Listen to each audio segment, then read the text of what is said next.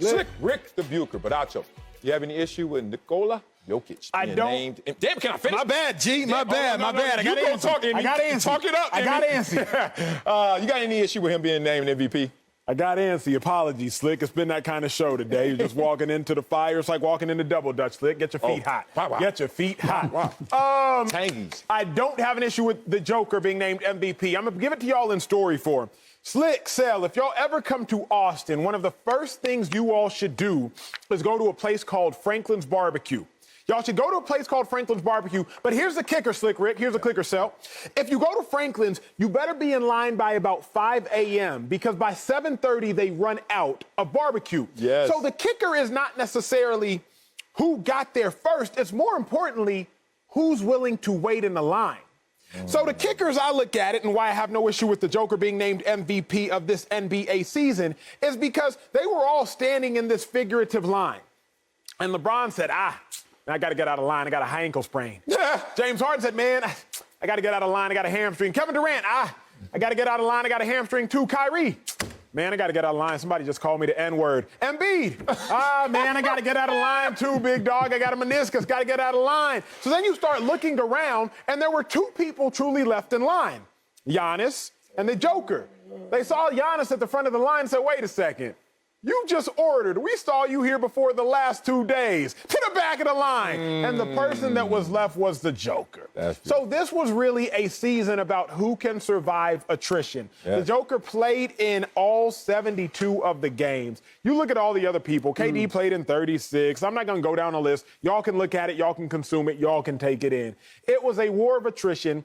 It was a war of availability. Because as Marcellus has noted, I believe the best ability is availability once everyone else already has ability. So the Joker deserves his MVP for surviving a grueling season and playing at an incredibly high level throughout.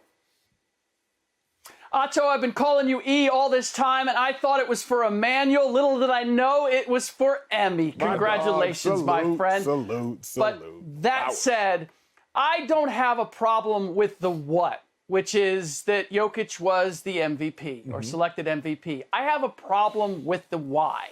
And I guess I should say that I have a little bit of a problem because Giannis Antetokounmpo was at the top of my ballot, but Jokic was second. So in the big picture, I'm okay with it.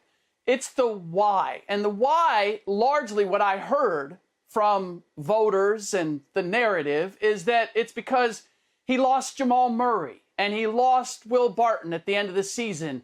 And he didn't have Gary Harris for a stretch. And none of that took into account the reality of the situation. Number one, end of the season, their schedule was pretty soft. Two, a week before they lost Jamal Murray, they traded for Aaron Gordon.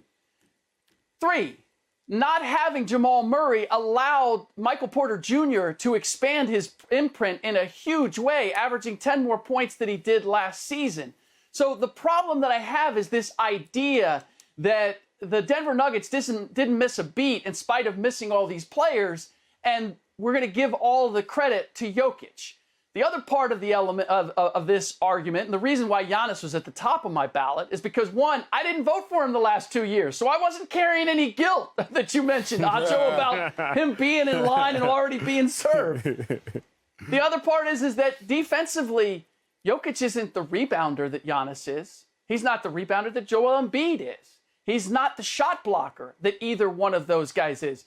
We've made this such an offensive award that Steph Curry finishes third on the ballot with playing the worst defense of his career. So ultimately, that's where I don't have a problem with Jokic being rewarded because I respect and admire guys like Jokic and Draymond Green, second-round picks who may not have all the physical talent in the world, but they use their IQ and they refine their skills to become great players. So hats off to Jokic that he got it.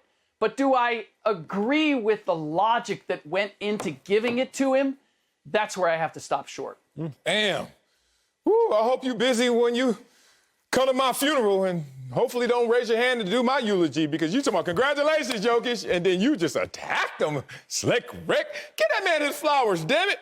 Why he's still alive? Here's the thing. I had a homegirl give me some of that Franklin's when I was in Austin when I was in my had real single. talk? Yeah. She liked me because she stood in that line. I was like, nah, meet me at the hotel. Just give me some of that. It was good, but it was cold. Anyway, let's talk about this war of attrition that Acho called it just now, and he talked about it earlier in our production call. I have no problem with Jokic winning this. Matter of fact, Jokic should have won it. Let's start with the simple things. Ability. Most important ability is ability. They're all talented. But then we get into the availability and reliability. And then all of a sudden, some of these players just lose their talent. Jokic played in 100% of the games played, as Acho said. Next is Chris Paul. Then Steph Curry, but we're already down to 88%. We went from 100% to 88%. Giannis, Embiid, 85 and 71%. Okay, so we talk about ability and availability. Now let's talk about the game. Forget reliability because we already know that Jokic was there all the way through. Let's talk about the game itself. Slick Rick, I need to see your face because I don't know if you told everybody exactly what you felt or exactly what you saw as an MVP voter. Let's talk about the rebounds because you said that he's not the same rebounder as Giannis and Embiid. You're right. He's better than Embiid. At least this year he was. And he's right there with Giannis. Giannis is at 11. He's at 10.8. Let's not exaggerate that one right now. He has as many points per game as Giannis and Embiid, but as many as assists as CP3. Wait a minute. That sounds like versatility to me. You got more rebounds than one of the guys. You got as many assists as a guard and as many points as Giannis and Embiid. Okay. Who had... in terms of 30-point games, 10 rebound games, Giannis right there with Jokic. 1-2 punch. So if you look at all these things in simplicity, first player in NBA history, averaged 26, 10, and 8 on 52% shooting or better. Jokic, first player in NBA history. And we talk about a lot of greats. First center to win the MVP since Shaq. It's the return of the Mac. It's the return of the center. Return of the Mac. We are looking at something different at that position with the versatility and the fact that the dude was there every single game, no matter who was in and out the lineup. All right, so let me get this straight. Yes. I'm the hypercritical one, yet you're the one who has a girl who stands in line at 5 a.m. to get you barbecue, and you're going to complain that it's cold? That dude. What? That dude. Second of all, as I said, I don't have a big problem with Jokic being named MVP. But the fact of the matter is, you skipped over one of the categories that I put out there, and that's shot blocker. And you're talking about the big man being returned. I won't even get into the pick and roll defense where people were able to exploit Jokic in a way.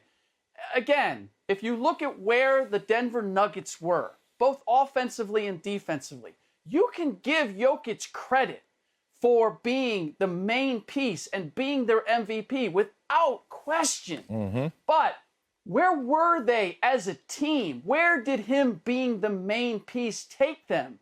They weren't better than the Milwaukee Bucks offensively. They weren't better than the Milwaukee Bucks defensively. And so while I didn't come on here thinking that I was going to make this big case for Giannis and why he's being unjustly placed below Jokic as an MVP, the reality is there's a reason I put him at the top of my ballot. And it's because he has expanded his game from where he was the last 2 years, and he's a factor at both ends of the floor, which made the Milwaukee Bucks a better team. And I just reject this idea. Again, this is where I started. I rejected this idea that the Denver Nuggets, when they lost Jamal Murray and Will Barton, suddenly had no talent around Jokic. They acquired Aaron Gordon. Michael Porter Jr. is the real deal. He's got enough talent around him to do what he's doing, and I just can't give all that credit to the Joker. I respect that you reject that idea, but hopefully you didn't penalize him subconsciously with that same thing. Only 11 players played every single game in the regular season this year. And one of them, name is Jokic. And let's talk about who had the most double-doubles among all players this season. Jokic. And let's talk about who was only second to Russell Westbrook in triple-doubles this year. Jokic. So Jokic, I don't have a vote, but I'm glad you won, even without Slick voting for you.